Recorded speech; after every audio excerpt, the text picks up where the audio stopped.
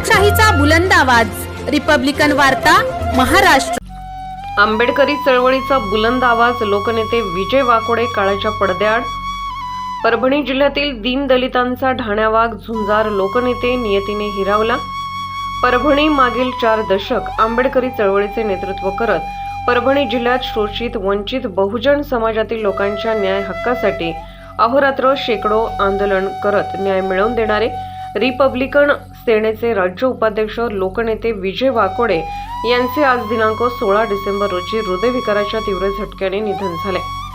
परभणीमध्ये संविधान विटंबना प्रकरणी तीव्र आंदोलन झाले। या आंदोलनाचे नेतृत्व त्यांनी केले। या आंदोलनादरम्यान विद्यार्थी आंदोलक सोमनाथ सूर्यवंशी यांचा मृत्यू झाला। त्या प्रकरणी योग्य कारवाई व्हावी यासाठी त्यांनी निकराचा लढा लढला। मागील अनेक दिवसांपासून त्यांची तब्येत ही अस्वस्थच होती। डॉक्टरांनी त्यांना आराम करण्याचाही सल्ला दिला होता, परंतु 5 दिवसांपासून होत असलेल्या आंदोलनाचे त्यांनी नेतृत्व करत स्वतःच्या तब्येतीकडे लक्ष दिले नाही।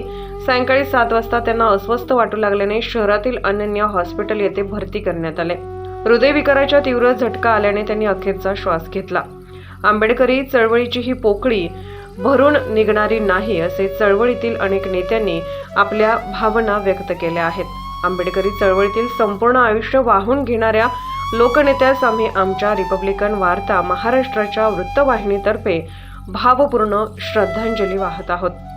रिपब्लिकन वार्ता महाराष्ट्र परभणी प्रतिनिधी सय्यद सलीम सुहागणकर।